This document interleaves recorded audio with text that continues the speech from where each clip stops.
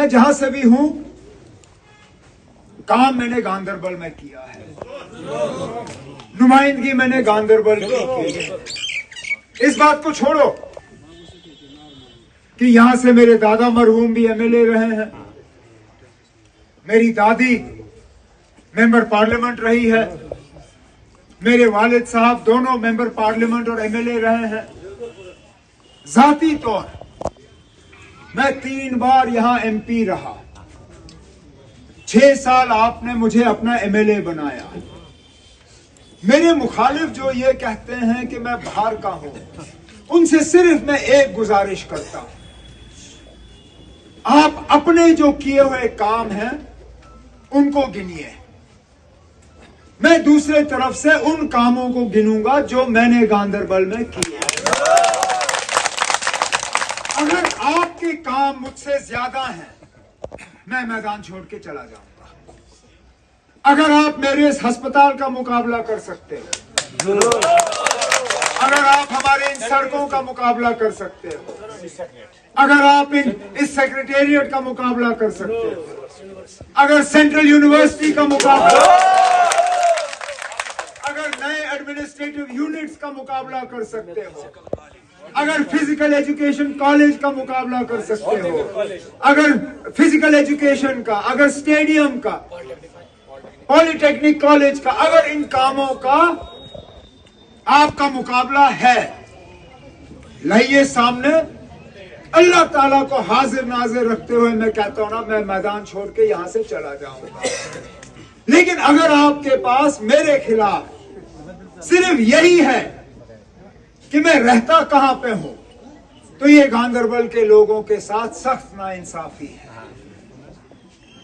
क्योंकि आपके मुतालबे दिल्ली के साथ जिन लोगों ने सौदा किया हुआ है वो हल नहीं करेंगे, नहीं करेंगे। और अगर इसका आपको सबूत चाहिए तो कल ही जम्मू में वजीर दाखिला साहब ने प्रेस कॉन्फ्रेंस के दौरान दूध का दूध और पानी का पानी कर दिया।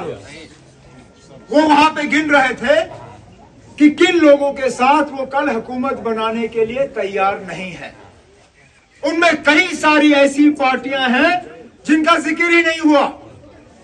मतलब ये कि कल को अगर खुदा ना खास्ता उनको मौका मिला, वो इन लोगों के साथ हाथ मिलाएंगे, जिनमें मेरे खिलाफ जो यहाँ आजाद उम्मीदवार खड़े हैं वो भी शामिल हैं, जिनमें ये अपनी पार्टी, उनका भी जिक्र वजीर दाखिला साहब ने नहीं किया।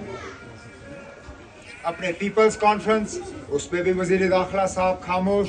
यहां तक कि जो मैं शायद सोच रहा था कि कम से कम और कोई नहीं तो इंजीनियर रशीद साहब की पार्टी का भी जिक्र वजीर दाखिला साहब करेंगे, उस पार्टी पे भी वजीर दाखिला साहब खामोश रहे। मतलब ये कि कल को अगर बीजेपी चाहे तो उनके साथ भी हाथ मिला के जो है हुकूमत बनाएंगे। उस बात पे फिर मेरे दिमाग में फिर वो कीड़ा जो है घुसना शुरू हुआ जिसका मैंने कल जिक्र किया था। खुदारा मुझे आप समझाएं, ये जेल से लोग मेरे पीछे इलेक्शन लड़ने के लिए क्यों पड़ जाते हैं?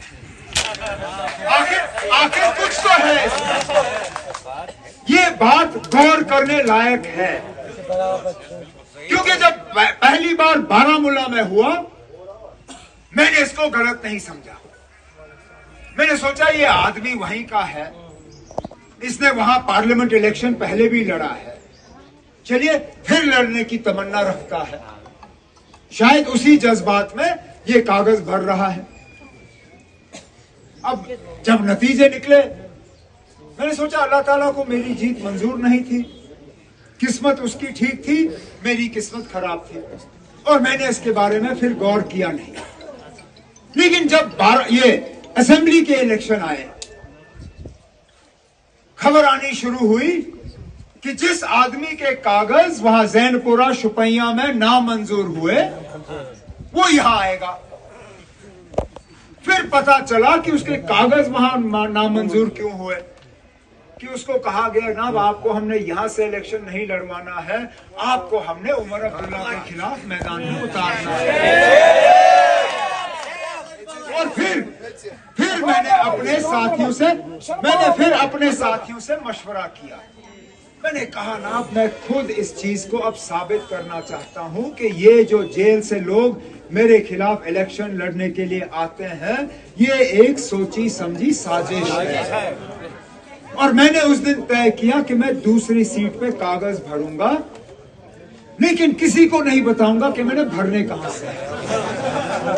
हमने ना बीरवा का नाम लिया, ना बड़गाम का नाम लिया, बल्कि चुपचाप तरीके से हमने कुछ जगहों पे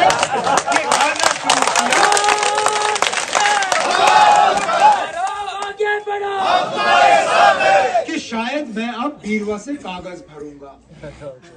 अब मैं हैरान होता हूं, वो शख्स जिसका ना गांदरबल से कुछ लेना देना, जिसने शायद जिंदगी में शेर पथरी देखा भी नहीं,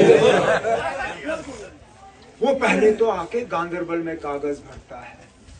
अब क्योंकि उनको लगता था कि मैं दूसरा सीट जो है बीरवा से लड़ूंगा, वो गया वहां बीरवा कागज भरने। उसको क्या पता था कि मैंने फौरन बड़गाम का निकाला।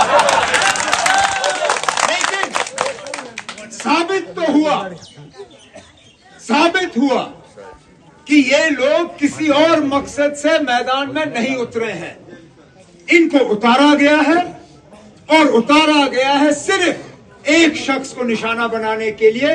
वो मैं, आपका जो नामजद उम्मीदवार नेशनल कॉन्फ्रेंस की तरफ से गांदरबल से इलेक्शन लड़ रहा है, सिर्फ और सिर्फ मरकज की साजिश के तहत मुझे हराने के लिए इन लोगों को मैदान में जो है इस्तेमाल किया जा रहा है। क्यों? क्योंकि हम जब बात करते हैं तो आपके जज्बातों की तर्जुमानी करते हैं, आपके मुतालबों की बात करते हैं, आपके परेशानियों की बात करते हैं। हम इन लोगों के साथ सौदा नहीं करते हैं। जो मेरे खिलाफ ये कहता है कि मैं बाहर का हूं, कम से कम मुझे इस बात की तसल्ली है कि जब जब वो मेरे पास आया 2019 के बाद, वो सिर्फ मुझे एक मशवरा देने के लिए आता था। ये नहीं कहता था कि आप गांदरबल में पानी की कमी है। मैंने हमेशा ये कहा है कि अगर गांदरबल के लोगों ने कभी मुझे फायदा किया, वो मुझे उन्होंने उस वक्त सबक सिखाया कि किस तरह मुझे इनके साथ पेश आना चाहिए, किस तरह मुझे इनसे बात करनी चाहिए, किस तरह मुझे इनको अपनाना चाहिए, और वो सबक मैं कभी भूला नहीं। अब रही बात इस इलेक्शन की, जो आपके मुतालबे हैं वो आजाद उम्मीदवार हल कर ही नहीं सकते। जो हमने वादे आपके साथ किए हैं आपके रोजमर्रा के मसलों को हल करने के लिए, वो ये आजाद उम्मीदवार हल कर ही नहीं सकते। जो बेरोजगारी का मामला है, जो आपके नए एडमिनिस्ट्रेटिव यूनिट का मामला है, जो आपने स्कूल और कॉलेज की बात की, यहाँ जो महंगाई है, बिजली के हवाले से आपने बात नहीं की, लेकिन बिजली का कितना दबाव आप पे है वो मैं जानता हूँ। जहाँ हमारे दौरे हुकूमत में आपका बिजली का बिल 250, 300, 350 था, आज कम से कम 1650। ज्यादातर घरों में 2000 से कम बिजली का बिल आपको आता नहीं है। ये आजाद उम्मीदवार क्या आपका बिल कम करे? ये नेशनल कॉन्फ्रेंस वाले हैं जिन्होंने अपने मंशूर में कहा है कि हम हर किसी घर में 200 यूनिट मुफ्त बिजली आपको देना। जो घरों में महंगाई का असर हुआ है उसको कम करने के लिए, जो गैस सिलेंडर की कीमतें रोज बढ़ती हैं, क्या ये आजाद उम्मीदवार आपके गैस की कीमत कम कर सकेगा? ये हम लोग हैं जिन्होंने मंशूर में आपसे वादा किया है कि हम साल में आपको 12 गैस सिलेंडर मुफ्त फराहम। जहां बच्चों की तालीम जो विरासत में शेर कश्मीर ने हमें दी थी मुफ्त, इनके लिए एक एक करके उस पर अब फीस चढ़ाना शुरू किया है।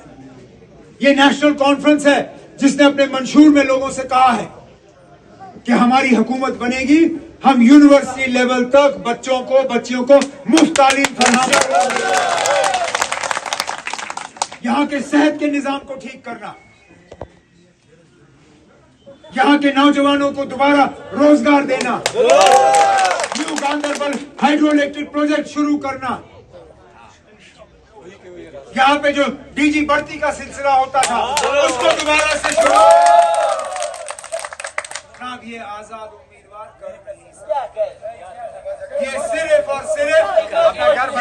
और सिर्फ वोट तकसीम करने के लिए मैदान में, हमारी आवाज को कमजोर करने के लिए।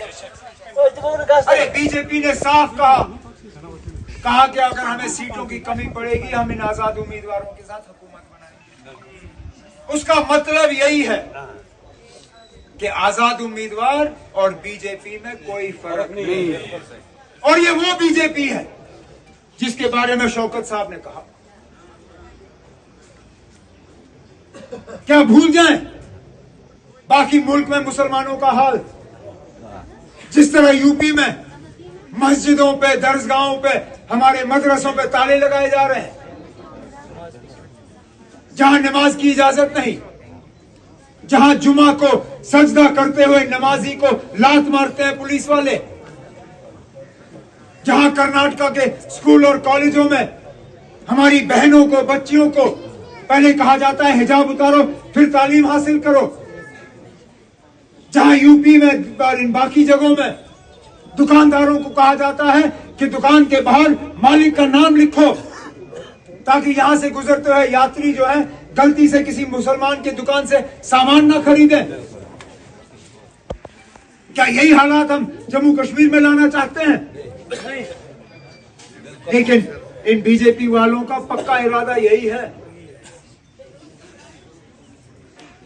इन ताकतों को रोकने के लिए हमें इस इलेक्शन में समझदारी से अपने वोट का इस्तेमाल करना है।